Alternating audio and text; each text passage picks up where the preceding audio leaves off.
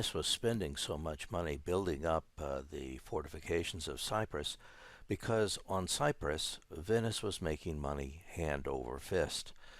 Venice was a mercantile empire, and it was doing business primarily with the Mideast. The Pope, however, had said that no Christian should do business with a Muslim. As a result, almost everybody had to funnel things through middlemen in Cyprus. And the middlemen in Cyprus, the merchants in Cyprus, became extremely wealthy. The result, of course, was that Venice poured huge amounts of money into the fortifications on Cyprus. As we've seen, the Star Fort on Nicosia and the Kyrenia fortifications were magnificent.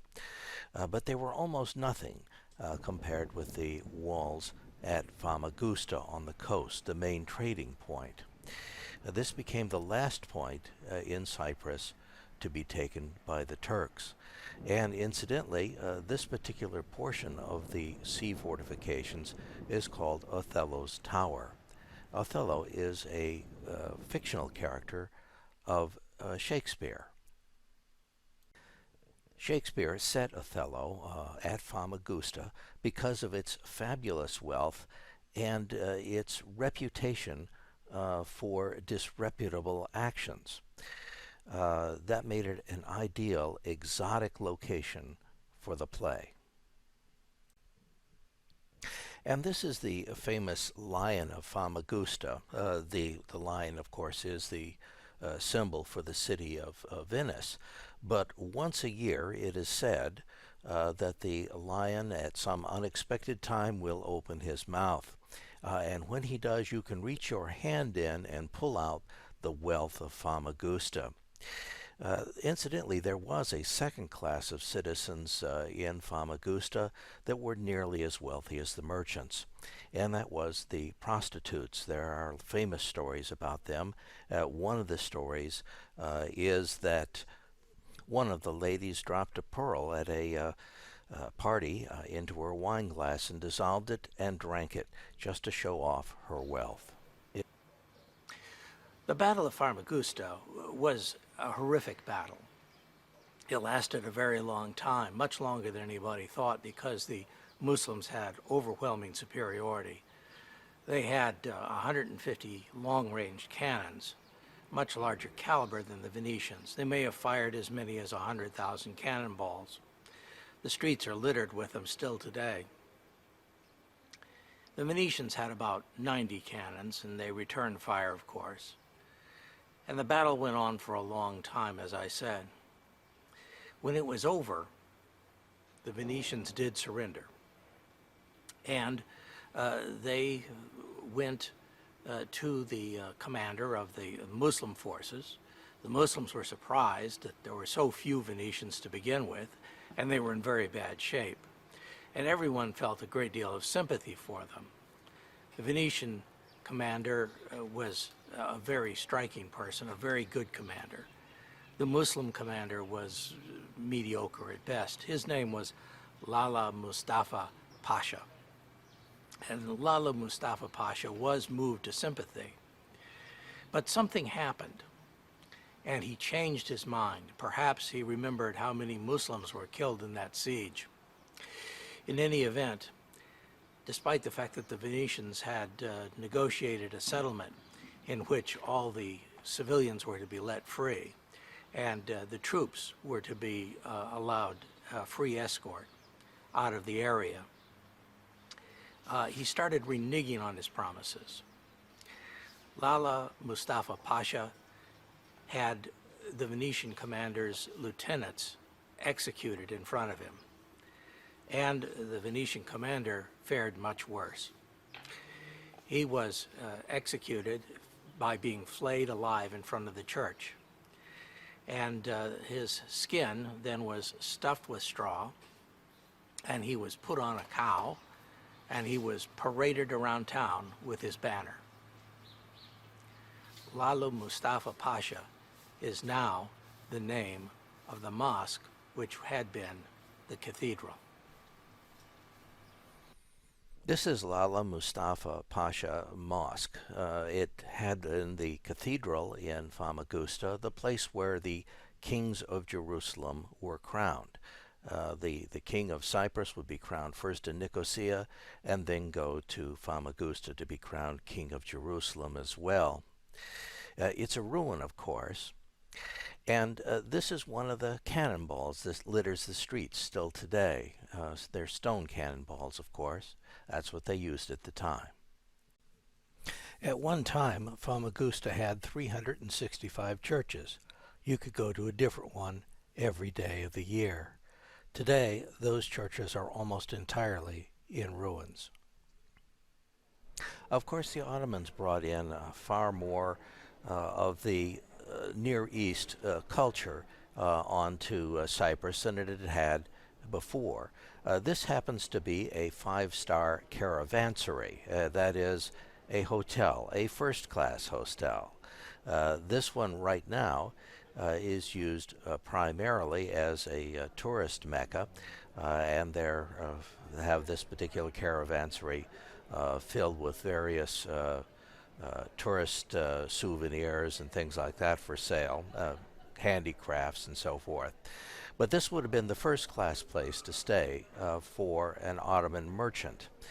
These rooms are wonderful in many different ways.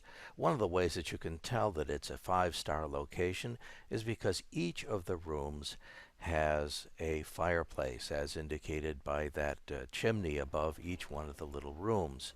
And incidentally, at this caravansary, there was something going on that I often run into.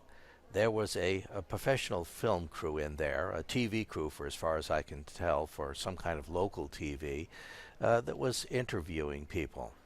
I often run into professional photographers, and I like to see what it is that they're taking pictures of.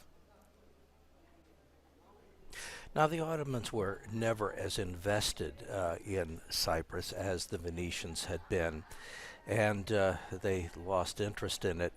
And in 1859, they transferred the island to the British. The British held it until 1960.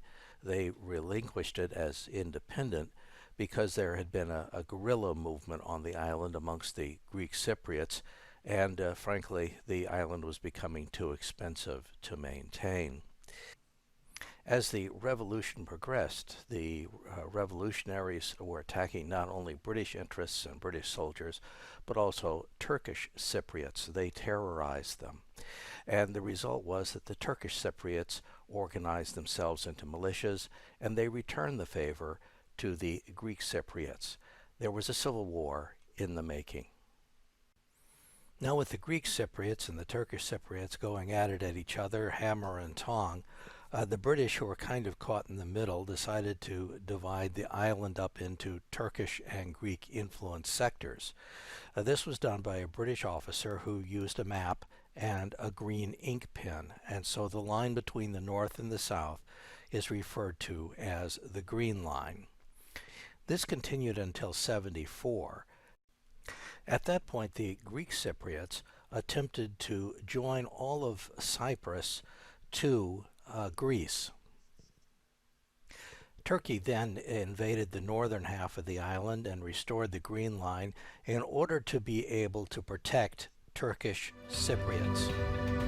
The United Nations set up a buffer zone between the two sides. Known as the Green Line, it's now a permanent divide across the whole island. To the south, the Republic of Cyprus is Greek Cypriot. It's part of the European Union and is recognized internationally. To the north is the Turkish Republic of Northern Cyprus. The divisions that have torn Cyprus apart go right to the heart of the island's capital. The Green Line runs through Nicosia. The result is that Nicosia is the last remaining divided capital city on the planet. However, on the bright side, cooperation between the North and the South has increased since about 2003. I believe that there have probably been cats on Cyprus ever since there have been people, perhaps even before. But in any event, I ran across a description of a local legend that I wanted to read to you because it was obviously written by a non-native English-speaking person. So listen if you would. According to local legend, in ancient times of drought in Limassol, divorced lot of vipers. Local residents began to leave Cyprus in search of suitable accommodation. On hearing this, St. Helen decided to help the people. The decision was original. She brought to the island in 1,000 cats that, in the absence of other food, vividly dealt with reptiles. Currently, the area of Limassol is the monastery of St. Nicholas, which is popularly called a feline. Here, there are many cats that are fed by tourists. Well, in fact, tourists and locals both feed cats everywhere. And I can't imagine anyone ever bringing cats into Cyprus. Bringing cats into Cyprus would be like bringing coals into Newcastle. There just doesn't seem to be any point in it. There are a couple of nationalities that traditionally vacation in Cyprus. Greeks like to come here because the island mostly speaks Greek, and so that's understandable. The Brits like to come here because it used to be a British colony. There are British forces still on the island, and most people do speak English, so that's understandable. The third group are Russians. Now, the Russians haven't traditionally been on Cyprus. However, they are now.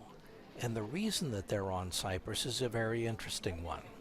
They generally tend to use Cyprus to launder Russian mafia money. That's what it's most famous for.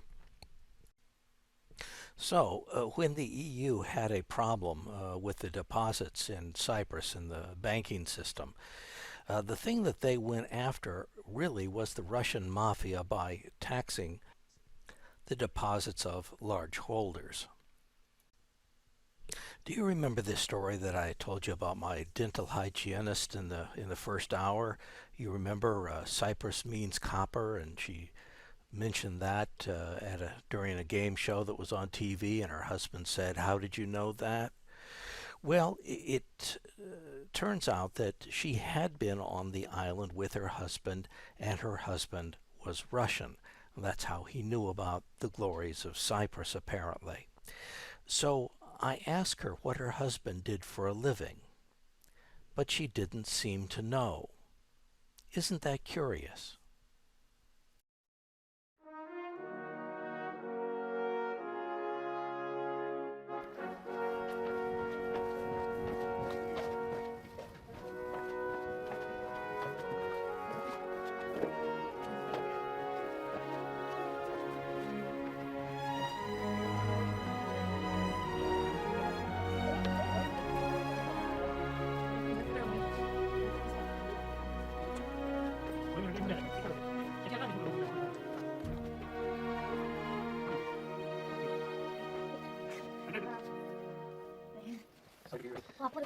Dove